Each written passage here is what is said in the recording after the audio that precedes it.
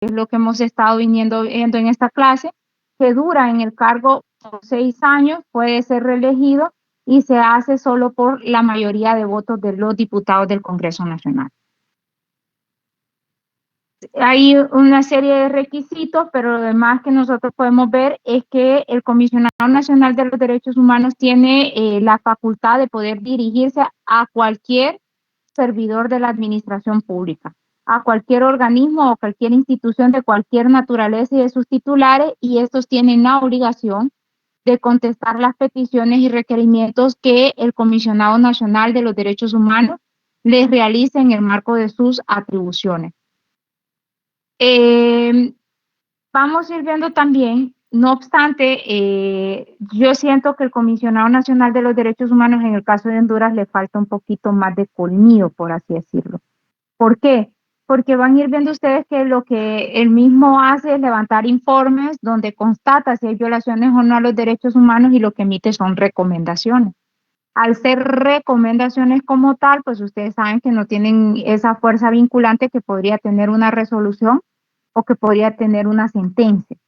Y en base a eso, lo que sí hace como el que emite esos informes de responsabilidad es que se darán cuenta ustedes que como son publicados, eh, ningún país, un país serio, ¿verdad? No busca no estar con altas tasas de violaciones a derechos humanos porque eso ahuyenta lo que es la inversión extranjera, ahuyenta las ayudas de los organismos internacionales, cuarta mucho lo que es el financiamiento de los organismos internacionales de financiamiento a los estados, entre otras.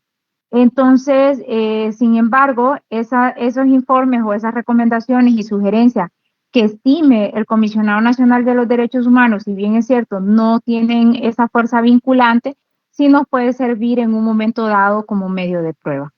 Pero más allá como de ver que por el incumplimiento va a haber alguna sanción contra los titulares de alguna organización, no lo van a ver así. ¿Qué otra cuestión yo he visto diferente con otros defensorías del pueblo que ejercen en otros estados?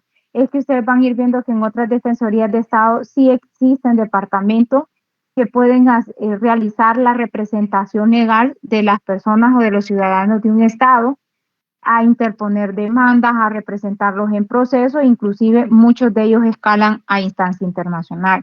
En el caso de Honduras no van a ver esa conformación y por eso era que les decía a ustedes referente a que sí siento que no se le ha dado la importancia que se le debe dar a un organismo de vital importancia como es el defensor del pueblo.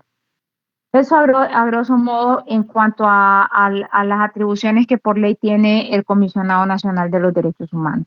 Con este damos por cerrado lo que son los órganos con rango constitucional, que ustedes pueden ver que cada uno tiene una atribución propia establecida por la Constitución, y vemos que estos son órganos de elección de segundo grado y que no se encuentran subordinados o bajo dependencia de ninguno de los poderes del Estado. Por otro lado, como yo les había dicho a ustedes, hay otro tema que sí es importante que veamos.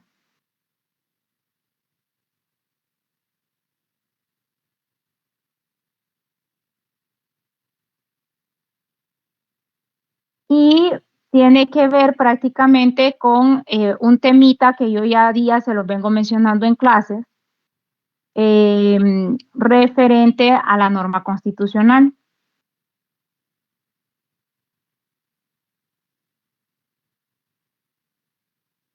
Yo a ustedes ya en clases pasadas habíamos venido hablando los contenidos que tiene la norma constitucional. Yo ya les había dicho a grosso modo que debe de contener como contenidos mínimos. Si ustedes se van dando cuenta, todo el ordenamiento jurídico de un Estado se encuentra compuesto por normas, por conductas y valores. Y esas normas, conductas y valores, ustedes van a ir viendo que se encuentran también comprendidos dentro de nuestro derecho constitucional, siendo el derecho constitucional la rama del mundo jurídico que se encargó de organizar el poder del Estado.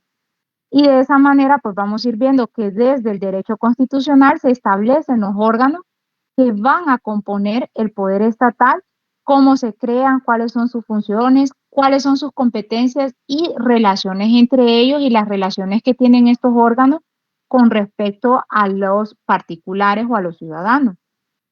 Pero también yo les venía diciendo a ustedes que en el derecho constitucional se va a dar el reconocimiento de un catálogo de derechos o una declaración de derechos o contenido de derechos que nosotros los seres humanos o los individuos dentro de un Estado los podemos hacer valer frente al Estado, pero también frente a terceros. Y yo en clases anteriores les había dicho a ustedes que desde la Declaración del Hombre y del Ciudadano, se dan cuenta ustedes que esta Declaración del Hombre y del Ciudadano en el artículo 16 va a establecer que para que un Estado se considere que tiene constitución, debe tener una separación de poderes y una declaración de derechos. Sin embargo, la Constitución tiene otros apartados. Dentro de esos apartados, el primero que podemos encontrar es el preámbulo de la Constitución. Cuando hablamos del preámbulo constitucional, ya van a ir viendo ustedes que prácticamente de forma solemne y genérica, el preámbulo de una constitución va a contener, en resumidas cuentas o como un resumen, los grandes principios a los que aspiramos como sociedad hondureña. Y de esta manera, pues vamos a ir viendo que como viene a ser una declaración solemne, viene a ser una introducción del encabezamiento o del contenido de la Constitución. Viene a ser como la introducción que ustedes ven en un ensayo, en un informe, en un libro, pero en este caso es la introducción de la Constitución y va a contener el resumen de cuáles son las directrices que inspiran la creación o lo que es la promulgación de la Constitución, el por qué se promulga. Y ese preámbulo, ustedes se van a dar cuenta que va a servir de pauta o guía tanto al Estado como a nosotros los gobernados. Por ende, ustedes van a ir viendo que como estamos hablando de la introducción, esa declaración solemne, ustedes van a ir viendo que dentro del preámbulo se va a encontrar condensado lo que son nuestras decisiones políticas fundamentales, cuáles son las pautas que sigue el Estado, cuáles son los fines o los objetivos que pretendemos como sociedad, podemos encontrar valores y principios propugnados como el plan que sigue el proyecto constituyente o el poder constituyente cuando la crea. Y van a encontrar ustedes que en un pasado había un debate porque habían personas que decían que el preámbulo no tenía ninguna vinculación jurídica o no tenía aquello que yo siempre les digo, juridicidad. Sin embargo, el preámbulo constitucional comparte la misma juridicidad y la misma fuerza normativa que el resto del texto constitucional. Es decir, jóvenes, se debe de tener en cuenta al momento de aplicarse o interpretar la Constitución. ¿Por qué? Porque ustedes van a ir viendo que viene a ser una introducción de esos fines, de esos valores, de esos principios, de ese plan o proyecto o programa que perseguimos como sociedad y viene a tener viene a resumir cuáles son esas aspiraciones o decisiones políticas fundamentales de las que nosotros tenemos eh, como sociedad. Si ustedes se van a nuestra Constitución, el preámbulo lo encuentran en la primera parte, ¿sí? Desde ahí les van diciendo a ustedes cómo es nuestra sociedad, cómo está integrada. Si ustedes van a ver en las primeras páginas, aparece el preámbulo, un pequeño, 1 o 2 párrafos, ahorita no la tengo en físico, ¿sí? Solo déjenme abrirla y ya lo van a ver. La volví a cerrar como se me olvidó que íbamos a ver este tema.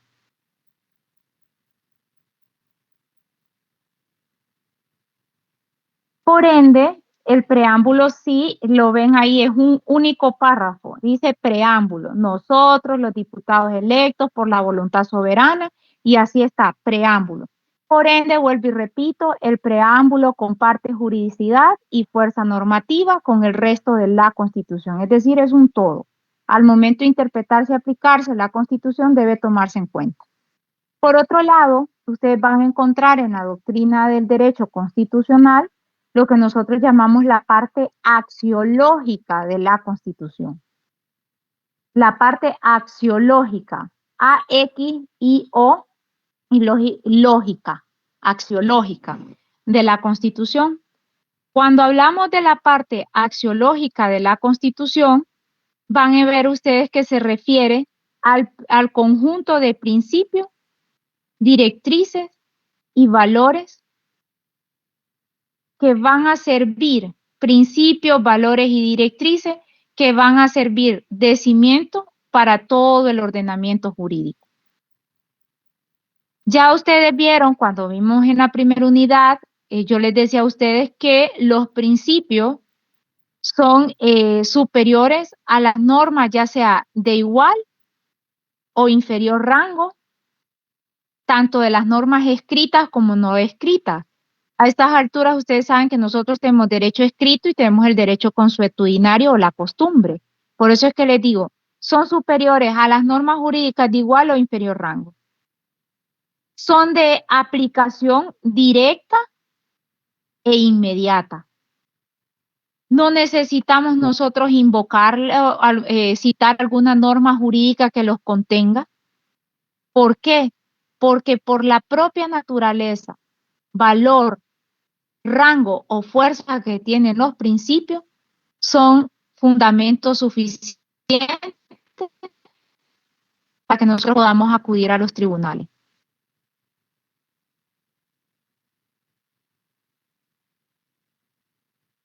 Dentro de esos principios ustedes van a encontrar cualquier cantidad de principios. Principio de legalidad, ¿se acuerdan? Todos esos principios que hemos venido viendo a lo largo y que no los hemos estudiado todos en la clase, pero que sí hemos estudiado aquellos como más importantes. Y a su vez yo les dije a ustedes que también encontramos valores constitucionales dentro de esa parte axiológica. Y cuando hablamos de los valores, lo que ustedes van a ir viendo que los valores lo que nos permiten a nosotros vienen a regular la convivencia política de un Estado. ¿Qué tiene que ver esto? Pues son aquellos fines o metas que ya están predeterminados en la norma constitucional para regular los hechos y conductas y las normas jurídicas. Esos son los valores, los fines o metas políticas que nosotros buscamos como sociedad. Y como ustedes van a ir viendo que este tiene que ver con esas metas o fines que perseguimos como sociedad, también son vinculantes y deben ser eficaces y deben ser tomados en cuenta en la interpretación y aplicación de la norma constitucional.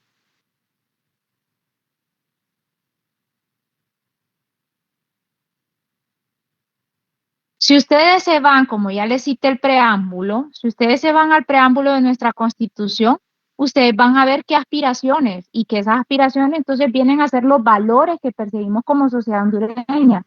En el preámbulo ustedes van a encontrar que Honduras tiene unas aspiraciones. ¿Cuáles aspiraciones? La búsqueda de la libertad, para poner un ejemplo, la búsqueda de la justicia, la búsqueda de la seguridad. Tenemos la aspiración de la estabilidad y la paz, el pluralismo, el bien común. Si ustedes lo leen, eso está dentro de nuestro preámbulo. Pero también tenemos otros valores y principios que los estudiamos en esta clase del artículo 1 al artículo 5 y que a grosso modo vamos a encontrar el Estado de Derecho, el principio de legalidad, que ustedes ya lo conocen, que tiene que ver que si bien nuestra Constitución habla del sometimiento de los gobernantes y de los gobernados a la ley, esto es lo que vimos como principio de legalidad o supremacía de la ley. Vimos valores como la aspiración a la independencia, aspiraciones a la democracia, Vimos la soberanía popular, vimos la democracia participativa y representativa, cómo participamos como sociedad y cómo se ejerce la democracia. Y entonces ustedes van a ir viendo que todos estos principios y valores o fines que perseguimos como sociedad, al momento de que se interpreta la norma constitucional o cualquier norma en Honduras, estos deben ser tomados en cuenta en cuanto a su aplicación. Pero también nosotros vimos otros principios que tal vez no solo son en el ámbito nacional, sino también en internacional, cuando estudiamos el artículo 15 constitucional. Cuando estudiamos el artículo 15, ustedes pudieron ver que Honduras tiene principios también de aspiración internacional. ¿Cuáles son estos?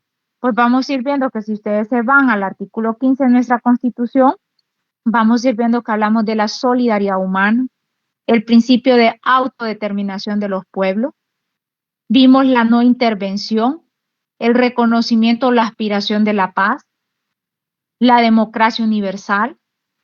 ¿Sí van viendo? Entonces todo esto son vinculantes que a veces solo los enuncia nuestra Constitución y nosotros decimos, ¿y esto para qué? Esto viene a nutrir la interpretación constitucional. Y finalmente, con la que vamos a terminar esta clase ya, yo les decía a ustedes, atendiendo a ese artículo 16 de la Declaración del Hombre y del Ciudadano, que ustedes van a ir viendo que siempre se va a hablar que la Constitución tiene dos partes, la parte orgánica y la parte dogmática. La parte orgánica, como bien lo dice, orgánica, se refiere a la organización de los poderes constituidos. ¿Qué significa esto? Pues ustedes van a ir viendo que es todo lo que tiene que ver con aquellos artículos, normas o cláusulas dentro de nuestra Constitución que definen el Estado, qué forma tiene el Estado, cuál es nuestro sistema de gobierno, cuál es nuestro régimen político, cómo está dividido territorialmente el Estado de Honduras, cómo está dividida su población. Por eso en esta clase estudiamos la población desde la ciudadanía, la nacionalidad y los extranjeros. Esa división forma parte de esa parte orgánica porque hablamos de la organización. Organización del Estado, la organización de los poderes o lo que llamamos la separación de poderes y que lo hemos venido estudiando. Y en ese pues ya vemos también que tenemos que ver con la titularidad del poder público, cómo se distribuye el poder público, cuáles son los ramas u órganos que integran el poder público. Y por eso es que en esta clase, además de los tres poderes, estudiamos los órganos descentralizados, desconcentrados, estudiamos los órganos con rango constitucional y todos esos apartados que contienen estos órganos o que hablan del territorio, no solo el capítulo quinto, está distribuido en varias partes. El territorio, por ejemplo, ya vieron ustedes que no está ahí en el artículo 15, está en los primeros artículos, del 9 al 14. Entonces, por eso les digo, ¿qué contiene la parte orgánica? Fines del Estado, sistema de gobierno, cuál es su régimen político, su división territorial, la población que está al inicio de la Constitución, ya vimos cómo se divide nuestra población, cómo funcionan los órganos del Estado, cuáles son sus atribuciones, competencias. Si ustedes van viendo todo eso, es parte orgánica de la Constitución. ¿Y qué llamamos parte dogmática? La parte dogmática de la Constitución es la Declaración de Derechos. Son tanto aquellos derechos que se nos ha reconocido a nosotros para hacerlos frente, para poderlos ejercer frente al Estado, que estos derechos fueron los que vimos nosotros como derechos individuales, los derechos económicos, sociales y culturales. ¿Sí? Derecho a la vida, derecho a la propiedad, derecho al trabajo, derecho a la vivienda, que los estudiamos del 59 al 183. ¿Se acuerdan? Segunda unidad. Antes, para que ustedes vayan viendo, ahora nosotros decimos, tiene lógica, pero en un pasado, para que ustedes vean, como no habían constituciones, lo que habían eran declaraciones. Entonces ustedes van a encontrar que había la Declaración de Derechos en Inglaterra o el Bill of Rights. También hubo una Declaración de Derechos o Bill of Rights en Estados Unidos. En Francia, antes de que existieran constituciones como las tenemos actualmente, se dio la Declaración de los Derechos del Hombre y del Ciudadano. Y así ustedes van a ir viendo que anteriormente lo que había era esto. Sin embargo, actualmente ustedes van a ir viendo que el derecho constitucional escrito, porque ustedes ya saben que donde no hay escrito, sí existen todos estos contenidos, pero se encuentran en leyes constitucionales. Y a estas alturas ustedes saben cuál es la diferencia entre esos sistemas y el nuestro. Ahora ustedes van a ir viendo que nuestra Constitución, además de todo lo que hablamos de esa estructura organizacional del Estado y de sus órganos, también tenemos una declaración de derechos, que esa declaración de derechos, pues ustedes saben que nosotros lo podemos hacer valer frente a lo que nosotros llamamos frente al poder del Estado y frente a terceros. Con estos jóvenes damos por terminado lo que es la clase. Para mí ha sido un gusto haber estado compartiendo con ustedes este segundo periodo académico. Los animo a seguir estudiando, no vayan a abandonar la carrera. Lo primero que les digo, por muy cansados que estén, créanme, créanme, y se lo digo porque vi ahorita a Alan que está bien cansado, me imagino que es por semana de examen, hoy fueron a primeros exámenes, lo vi cansado. Alan, no le dé pena, lo importante es que está conectado y ha hecho el sacrificio y ha estado ahí. Y le digo, por muy cansados que estén, por muy estresados que estén jóvenes, terminen su carrera, terminen. Para satisfacción propia, ustedes no saben las vueltas de la vida o las puertas que se les pueden abrir. Yo los animo